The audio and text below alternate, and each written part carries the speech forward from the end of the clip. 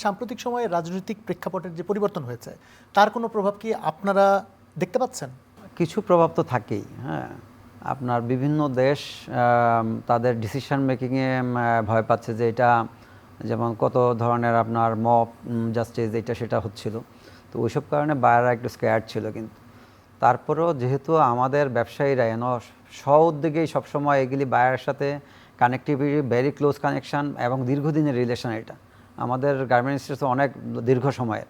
তো এটার ওই ব্যক্তিক পর্যায়ে রিলেশন দিয়ে প্রত্যেকের বায়ারকে ম্যানেজ করেই ওই অর্ডারগুলি আবার ফিরিয়ে আনতেছে। এখন বাংলাদেশে অর্ডার ফ্লো কিন্তু বেটার কম্পারেটিভলি। আপনার যেই এই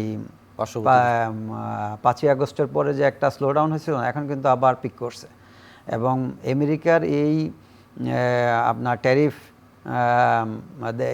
ইম্পোজের কারণেও যে এইরকম একটা হচ্ছে, নেগেটিভ আসতেছিল, এখনও আছে, ওইটা যায় না, ওইটা রেশ যায় না, এবং এটাকে একটা সেটেল ডাউন করতে হবে।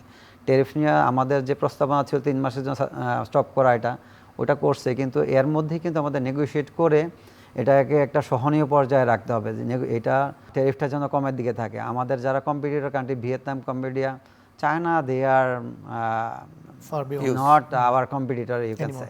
কারণ জিও পলিটিক্সের কারণে চায়নার প্রতি একটা আছে।